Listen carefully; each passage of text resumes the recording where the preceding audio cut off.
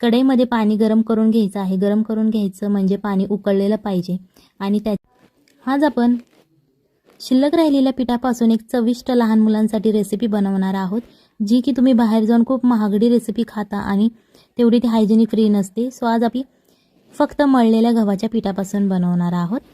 चला तर मग जास्त वेळ न घेता आजच्या रेसिपीला सुरुवात करूया। सगळ्यात पहिल्यांदा इथे आपल्याला गव्हाचं मळलेलं पीठ घ्यायचं आहे, जे चपाती करून आपल्याकडे शिल्लक राहिलेलं असतं ते घ्यायचं आहे। आणि जर तुमच्याकडे शिल्लक राहिलं नसेल गव्हाचं पीठ तर तुम्ही अशा प्रकारे ही रेसिपी करण्यासाठी गव्हाचं पीठ मळून घेऊ शकता। सो अशा प्रकारे आता हे आपण पीठ घेतलेलं आहे। याच्यानंतर या पिठासाठी आपल्याला तेल आणि मीठ चवीनुसार घ्यायचं आहे। तेल 1 चमचा आणि मीठ चवीनुसार ते मिक्स करायचं आणि त्या तेलामध्ये आपल्याला हे पीठ जे आहे ते मिक्स करून घ्यायचं आहे। जर तुमच्याकडे चपातीच्या पिठामध्ये मीठ घालत असेल तर तुम्हाला ही प्रोसिजर करावी लागणार नाही, आणि जर तुमच्याकडे चपातीच्या पिठामध्ये मीठ नसेल तर तुम्हाला ही प्रोसिजर करावी लागेल, जेणेकरून या पिठाला छान असं मीठ मिळेल आणि तेल मिळेल। सो अशा प्रकारे आता आपले हे पीठ मळून झालेलं आहे। तुम्ही इथे बटर किंवा तुपाचा वापर केला तरीही चालेल। सो हे पीठ मळून झालेलं आहे। याच्यानंतर आपल्याला या पिठाचे गोळे तयार करून घ्यायचे आहेत। हे गोळे तुम्ही मीडियम साईजचे करू शकता, लहान मोठे सुद्धा करू शकता। तुम्हाला जसं आवडत असेल त्या प्रकारे तुम्ही हे गोळे तयार करून घ्या। आता इथे जे आपण 1 वाटी पीठ घेतलं होतं त्या 1 वाटी पिठाचे आपल्याला इथे 4 गोळे तयार झालेले आहेत। जर तुम्ही आणि ते अशा प्रकारे आपल्याला लाटून घ्यायचं आहे।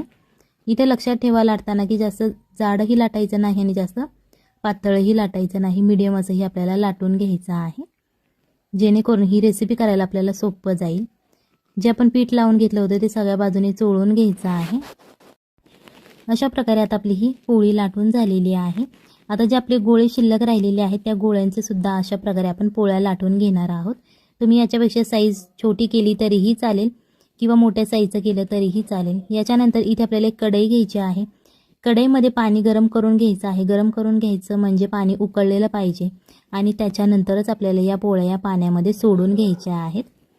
जर तुमच्याकडे मोठी कढई असेल तरीही चालेल, तुम्ही त्याच्यामध्ये सोडू शकता, आणि जर तुमच्याकडे मोठी कढई अवेलेबल नसेल सो तुम्ही अशा प्रकारच्या छोट्या कढईमध्ये सुद्धा ही रेसिपी करू शकता। एका कढईमध्ये इथे आपण 4 पोळ्या टाकलेल्या आहेत। जर तुमची कढई छोटी असेल तर तुम्ही 2-2 पोळ्या घातल्या यामध्ये तरीही चालतील। या पोळ्या घातल्यानंतर थोडंसं तुम्हाला असं मिक्स करून घ्यायचं आहे।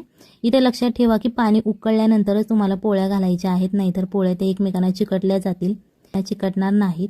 आणि जरी तुम्ही यामध्ये तेल नाही घातलं, गरम पाण्यामध्ये पोळ्या घातल्या ना तर अजिबात त्या चिकटत नाहीत।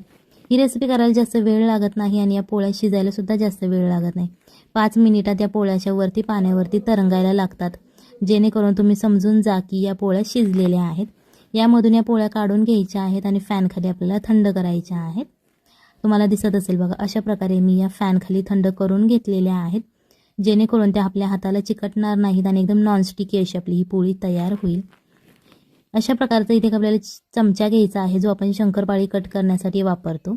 जर तुमच्याकडे असा चमचा नसेल आणि जर तुमच्याकडे चाकू असेल, तुम्ही चाकूच्या मदतीने सुद्धा ही कट करू शकता। मीडियम साईज हे आपल्याला कट करायचा आहे। व्हिडिओ आवडत असेल तर व्हिडिओला लाईक करा आणि जर तुम्ही चॅनलवर नवीन असाल तर चॅनलला सबस्क्राईब करा, जेणेकरून येणाऱ्या नवनवीन व्हिडिओजचे अपडेट तुम्हाला लगेच मिळतील। तुम्हाला दिसत असेल बघा, अशा प्रकारे आपण हे कट करून घेतलेलं आहे। सो तुम्हाला जो शेप आवडत असेल तुम्ही त्या शेपमध्ये हे कट करू शकता। इथे एका पॅनमध्ये आपल्याला 1 ते 2 चमचे तेल घ्यायचं आहे। जर तुम्हाला बटर किंवा तूप आवडत असेल तुम्ही ते वापरलं तरीही चालेल। अर्धा चमचा जिरे घालायचे आणि अर्धा चमचा मोहरी घालायची। हे दोन्ही छान असं सोडून द्यायचं आहे, जेणेकरून मोहरी आणि जिऱ्याची फोडणी छान अशी तयार होईल। थोडंसं फ्राय करून घेतल्यानंतर यामध्ये आपल्याला लसूण घालायचं आहे। 3 ते 4 लसणाच्या पाकळ्या घेऊ शकता आणि त्या छोट्या छोट्या अशा कट करून घ्यायच्या आहेत। लसूण घालून झाल्यानंतर हा लसूण सुद्धा आपल्याला फ्राय करायचा आहे। जास्त फ्राय नाही करायचा, गोल्डन ब्राऊन थोडासा झाला पाहिजे। एक जाडसर असा कांदा चिरून घ्यायचा आहे। ज्याप्रमाणे आपण भज्यासाठी चिरतो त्याचप्रमाणे हा कांदा आपल्याला चिरून घ्यायचा आहे आणि हा आता आपल्याला याच तेलामध्ये हा फ्राय करून घ्यायचा आहे। पूर्ण असा गोल्डन ब्राऊन नाही करायचा, मीडियम असा आपल्याला हा फ्राय करायचा आहे, जेणेकरून ही रेसिपी करायला आपल्याला सोपं जाईल। सो अशा प्रकारे हे आता फ्राय करून आपल्याला कांदा घ्यायचा आहे। कांदा फ्राय झाल्यानंतर यामध्ये एक छोटी वाटी आपल्याला हे सगळ्या आपल्या भाज्या घालून झाल्यानंतर हे छान असं मिक्स करायचं आहे। त्याच्यानंतर चवीनुसार मीठ घालायचं, जेणेकरून भाज्यांना पाणी सुटलं जाईल आणि त्या लगेच शिजल्या जातील। जर तुमच्याकडे यामधली एखादी भाजी अवेलेबल नसेल तर तुम्ही नाही घातली तरीही चालेल. तुमच्या घरात ज्या भाज्या अवेलेबल असतील तुम्ही त्या घालवू शकता, जेणेकरून लहान मुले भाजी खाण्यास नकार देतात. सो अशा प्रकारे त्यांना भाजी आपण खाऊ घालू शकतो. 1 चमचा रेड चिली सॉस घालायचा आहे. याच्यानंतर 1 चमचा ग्रीन चिली सॉस घालायचा आहे. जर तुमच्याकडे red chilli sauce green chilli sauce नसेल तर तुम्ही घरामध्ये मिरची वाटून घातली तरीही चालेल. आणि लहान मुलांसाठी बनवत असाल तर थोडीशीच घाला. 1 चमचा शेजवान चटणी आणि 1 चमचा सोया सॉस घालून हे छान असं मिक्स करून घ्यायचं आहे, जेणेकरून आपण ज्या भाज्या घातलेल्या आहेत त्या सगळ्या भाज्यांना हा मसाला लागला जाईल आणि छान अशी याची टेस्ट येईल. जास्त वेळ लागत नाही, 1 ते 1.5 मिनिटे तुम्ही हे फ्राय करू शकता. हे तुम्ही हाय फ्लेमवरती किंवा लो किंवा मीडियम फ्लेमवरती फ्राय केलं तरीही चालेल, काहीच प्रॉब्लेम नाही.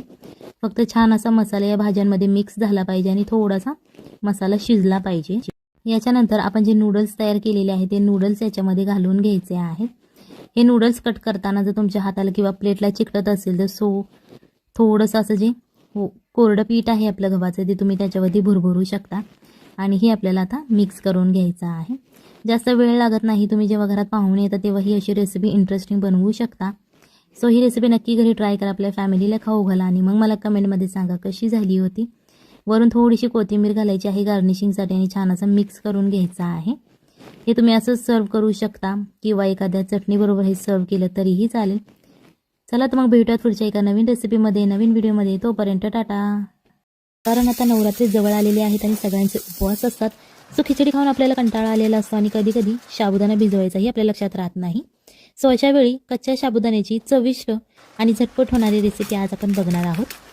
साहित्य कमी लागतं, घरच्या साहित्यात होणारी ही रेसिपी आहे. चला तर मग आजच्या रेसिपीला सुरुवात करूया. व्हिडिओ आवडत असेल तर व्हिडिओ लाईक करा आणि जर तुम्ही चॅनलवर नवीन असाल तर चॅनलला सबस्क्राईब करा, जेणेकरून येणाऱ्या नवनवीन व्हिडिओजचे अपडेट तुम्हाला लगेच मिळतील. आता ही रेसिपी बनवण्यासाठी आपल्याला सगळ्यात पहिल्यांदा 1 कप कच्चा साबुदाणा घ्यायचा आहे. इथे कोणताही आपण भिजवलेला साबुदाणा वापरणार नाही. त्याच्यानंतर आपल्याला 3 हिरव्या मिरच्या घ्यायच्या आहेत. जर तुम्हाला जास्त तिखट आवडत असेल तर तुम्ही मिरचीचं प्रमाण वाढवलं तरीही चालेल. त्याच्यानंतर 1 छोटा कप आपल्याला शेंगदाणे घ्यायचे आहेत. हे मी कच्चे शेंगदाणे वापरलेले आहेत, भाजलेले शेंगदाणे नाहीत घेतले. तर अशा प्रकारे या सगळ्या कच्च्या वस्तू आपल्याला भाजून घ्यायच्या आहेत. जास्त वेळ लागत नाही भाजण्यासाठी, 3 ते 4 मिनिटे पुरेसे होतात हे भाजण्यासाठी. आपल्याला हे मीडियम आचेवरती असेल बघा. मिरचीसुद्धा छान अशी आपली भाजलेली आहे. जेव्हा या मिरचीला जे डाग पडतात तेव्हा समजून जायचं की मिरची आपली भाजलेली आहे. सो हे आपण 3 ते 4 मिनिटासाठी मीडियम ते हाय फ्लेमवर तुम्ही भाजू शकता. फक्त जास्त करपून देऊ नका. जेव्हा आपले शेंगदाणे थोडेसे ब्राऊन होतील तेव्हा आपल्याला गॅस बंद करायचा आहे. आता अशा प्रकारे मिरच्यांना डागसुद्धा पडलेले आहेत आणि शेंगदाणेसुद्धा भाजलेले आहेत. त्याच्यानंतर हे थोडंसं थंड करून घ्यायचं आहे. रूम टेम्परेचरला आपल्याला थंड करायचं आहे. त्याच्यानंतर यामधल्या आपण ज्या मिरच्या भाजून घेतलेल्या आहेत त्या आपल्याला एका बाउलमध्ये काढून घ्यायच्या आहेत. इथे जर तुम्ही लहान मुलांसाठी बनवत असाल तर मिरचीचं प्रमाण कमी ठेवा, जेणेकरून हे आवडीने खातील आणि त्यांना तिखटही लागणार नाही. इथे आपल्याला एक मिक्सरचं भांडं घ्यायचं आहे आणि जे आपण शेंगदाणे आणि साबुदाणा भाजून घेतला होता, थंड करून घेतला, त्याच्यानंतर आता हे आपल्याला मिक्सरच्या भांड्यामध्ये घालायचं आहे. जर तुमच्याकडे मिक्सरचं मोठं भांडं असेल तर तुम्ही सगळं एकदम बारीक करू शकता आणि जर छोटं भांडं असेल तर तुम्हाला थोडं थोडं करून ते बारीक करावं लागेल. अशा प्रकारे आता ही मी पावडर याची बनवून घेतलेली आहे. जर तुम्ही थोडंसं जाडसर बनवलं तरीही चालेल, काहीच प्रॉब्लेम नाही. आता ही जी आपण पावडर तयार केलेली आहे ती एक आपल्याला बाउलमध्ये काढून घ्यायची आहे. ही रेसिपी करायला सोपी आहे, घरच्या साहित्यात होणारी आहे आणि नवरात्रीला उपवास असतात, खिचडी खाऊन आपल्याला कंटाळा आलेला असतो तेव्हा ही रेसिपी आपण बनवू शकतो. त्याच्यानंतर आपल्याला ते परत एकदा मिक्सरचं भांडं घ्यायचं आहे आणि ते बटाटा घ्यायचा आहे. बारीक चिरून घेऊ शकता किंवा मोठा जाडसर असा चिरून घेतला तरीही चालेल. मग अशी ज्या आपण मिरच्या भाजून घेतल्या होत्या त्या मिरच्या आपल्याला घ्यायच्या आहेत आणि या मिक्सरच्या भांड्यामध्ये अशा प्रकारे तोडून घालायच्या आहेत. त्याच्यानंतर चवीप्रमाणे मीठ घालायचं आहे. इथे तुम्हाला बटाट्याच्या आणि मिरचीच्या चवीप्रमाणेच मीठ घालायचं आहे. त्याच्यानंतर इथे आपल्याला अर्धा चमचा जिरे घालायचे आहेत. जर जिरे तुमच्याकडे उपवासाला चालत नसतील तर तुम्ही इथे स्किप करू शकता, नाही घातले तरीही चालेल. यामध्ये थोडंसं पाणी घालायचं आहे, अर्धा कप तुम्ही पाणी घालू शकता आणि हे आपल्याला आता मिक्सरमध्ये बारीक करून घ्यायचं आहे. तुम्हाला दिसत असेल बघा, छान असं एकदम जाडसर असं आपलं बॅटर हे तयार झालेलं आहे. तुम्ही एकदम बारीकसुद्धा करू शकता किंवा थोडंसं असं जाडसर ठेवलं तरीही चालेल. आता जो आपण मगाशी पीठ घेतलं होतं साबुदाणा आणि शेंगदाण्याचं त्यामध्ये अर्धा चमचा जिरे आणि अर्धा चमचा ओवा घालायचा आहे. जर तुमच्याकडे उपवासाला चालत असेल तर तुम्ही घालू शकता, नाहीतर नाही घातलं तरीही चालेल. अर्धा चमचा आपल्याला लाल तिखट घालायचं आहे. त्याच्यानंतर अर्धे आपण जे लाल तिखट वापरत आहोत यामध्ये गरम मसाला नाही आहे, फक्त रेड चिली पावडर आहे. चवीप्रमाणे आपल्याला मीठ घालायचं आहे, जेणेकरून साबुदाणा आणि जी आपण शेंगदाण्याची पावडर केलेली आहे त्याची छान याच्यानंतर आता हे छान असं मिक्स करून घ्यायचं आहे, एकजीव करायचं आहे. आता यामध्ये पाण्याचं प्रमाण तुम्हाला लक्षात ठेवायची गरज नाही आहे, जास्त काही अवघड रेसिपी नाही ही. पाणी तुम्ही मोजून नाही घातलं तरीही चालेल, फक्त हे पीठ आपल्याला असं घट्ट असं मळून घ्यायचं आहे, एक बॅटर प्रमाणे तयार करायचं आहे. सो त्याच्यासाठी लागेल तेवढं तुम्हाला पाणी यामध्ये तुम्ही घालवू शकता आणि पाण्याची क्वांटिटी कमी जास्त होऊ शकते, तुमच्या साबुदाण्यावरती डिपेंड आहे. जर तुम्ही बारीक घेतला असेल तर पाणी कमी लागेल, जर तुम्ही जाडसर साबुदाणा घेतला असेल तर पाणी तुम्हाला जास्त लागेल. सो इथे पाण्याची क्वांटिटी लक्षात ठेवण्याची गरज नाही, फक्त अशा प्रकारे बॅटर तुम्हाला तयार करून घ्यायचं आहे. तुम्हाला दिसत असेल बघा, अशा प्रकारे मी थोडंसं घट्टसरच असं हे तयार करून घेतलेलं आहे. त्याच्यानंतर इथे आपल्याला थोडीशी कोथिंबीर घालायची आहे, बारीक चिरलेली. जर तुम्ही उपवासाला बनवत असाल आणि कोथिंबीर नसेल चालत तर तुम्ही ही सुद्धा स्किप करू शकता. आणि जर तुम्ही ही रेसिपी उपवासाला नसेल बनवत, असाच नाश्ता करण्यासाठी बनवत असाल तर तुम्ही यामध्ये कोथिंबीर घालू शकता, कारण कोथिंबीरची चव खूप छान लागते. आता ही कोथिंबीर घालून झाल्यानंतर थोडंसं मिक्स करायचं आहे आणि याच्यानंतर याच्यावरती झाकण ठेवायचं आहे. 5 ते 10 मिनिटासाठी तुम्ही ठेवू शकता आणि जर तुम्ही खूप घाईत असाल तर 5 मिनिटे ठेवलं तरीही चालेल. अशा प्रकारे आता जे आपण पाणी घातलेलं होतं हे या सगळ्या साबुदाण्याने शोषून घेतलेलं आहे. सो बॅटर हे एकदम कोरडं असं तयार झालेलं आहे. त्याच्यानंतर आपण जी मगाची पेस्ट तयार करून घेतली होती बटाटा आणि मिरचीची, ती पेस्ट आपल्याला याच्यामध्ये घालून घ्यायची आहे. यामध्ये कधी कधी तुमचा बटाटा जाडसर एकदम राहू शकतो किंवा बारीकसुद्धा होऊ शकतं, ते तुम्ही तुमच्या मिक्सरवरती डिपेंड आहे. सो तुम्ही जाडसरसुद्धा घेऊ शकता आणि एकदम बारीक अशी पेस्ट केली त्याची तरीही चालेल. सो अशा प्रकारे आता हे मिक्स करून झालेलं आहे. याच्यानंतर आपल्याला 1 वाटी दही घ्यायचं आहे. तुमच्या घरात जे अवेलेबल आहे दही तुम्ही ते घेऊ शकता किंवा बाजारातून विकत आणलं तरीही चालेल. त्याच्यानंतर चवीप्रमाणे मीठ घालायचं आणि हे दही थोडंसं आपल्याला फोडून घ्यायचं आहे, जेणेकरून यामध्ये गाठी राहणार नाहीत. अशा प्रकारे आपल्याला हे दही करून घ्यायचं आहे. जर तुमच्याकडे बीटर असेल तुम्ही त्या बीटरने सुद्धा हे बीट केलं, फेटलं थोडंसं तरीही चालेल किंवा असं चमच्याच्या मदतीने फेटलं तरीही चालेल. त्याच्यानंतर आता इथे आपल्याला 1 चमचा तेल घ्यायचं आहे, अर्धा चमचे जिरे घालायचे आहेत फोडणीसाठी आपल्याला.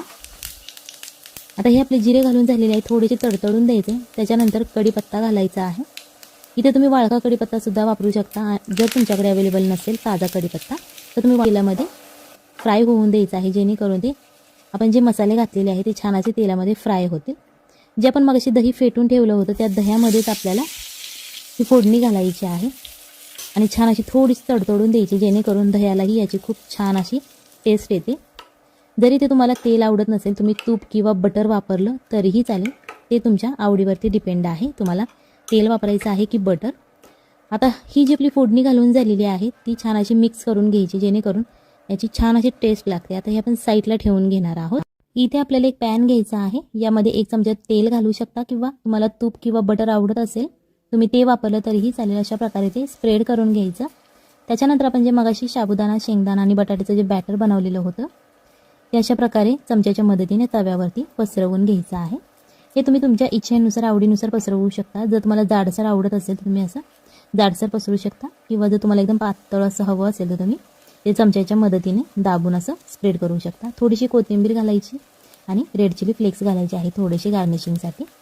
त्याच्यानंतर अर्धा चमचा तेल घालायचं. हे तुम्ही झाकून ठेवून सुद्धा शिजवू शकता. जर तुमच्याकडे वेळ खूप कमी असेल तर तुम्ही हे झाकण याच्यावरती ठेवून ते शिजवू शकता. आता हे एका बाजूने क्रिस्पी असं फ्राय झालेलं आहे. सो अशा प्रकारे तुम्ही उलटण्याच्या मदतीने ते दाबून दाबून सुद्धा भाजू शकता, जेणेकरून खालची जी त्याची बाजू आहे ती छान अशी क्रिस्पी होईल. अशा प्रकारे हे भाजून घ्यायचं आहे. आता आपण हे पलटी केलेलं आहे आणि हे दुसऱ्या बाजूनेही आपल्याला थोडंसं तेल घालून क्रिस्पी असं फ्राय करून घ्यायचं आहे. जर तुम्हाला तेल आवडत नसेल तर तुम्ही लेस ऑइलसुद्धा बनवू शकता. नॉनस्टिकच्या पॅनवरती तुम्ही थोडंसं तेल टाकून ते बनवू शकता. फक्त थोडंसं मीडियम आचेवरती ते भाजा, जेणेकरून क्रिस्पी होईल. एकदम हाय फ्लेमवरती भाजू नका, नाही तर ते भाजलं जाणार नाही आणि क्रिस्पीसुद्धा होणार नाही, करपलं जाईल ते लगेच. सो अशा प्रकारे हे आपलं तुम्हाला दिसत असेल बघा, दोन्ही बाजूने छान असं क्रिस्पी झालेलं आहे. अशाच प्रकारे ही रेसिपी नक्की घरी ट्राय करा, आपल्या फॅमिलीला खाऊ घाला आणि मग मला कमेंटमध्ये सांगा कशी झाली होती. आता जे आपण मगाशी फोडणीचं दही तयार केलं होतं या दह्याबरोबर आज आपण हे साबुदाण्याचा पराठा खाणार आहोत. जर तुम्हाला दुसरा कोणता सॉस किंवा टोमॅटो सॉस चटणीबरोबर खायचं असेल तुम्ही त्याच्याबरोबर सुद्धा खाऊ शकता. फक्त हे दही एकदा नक्की घरी ट्राय करा, आपल्या फॅमिलीला खाऊ घाला आणि मग मला कमेंटमध्ये सांगा कशी झाली होती. ही तुम्ही रेसिपी उपवासाला बनवू शकता किंवा अशीच नाश्त्यासाठी बनवली तरीही चालेल. आता ही आज आपण दह्यात बुडवून खाणार आहोत. चॅनल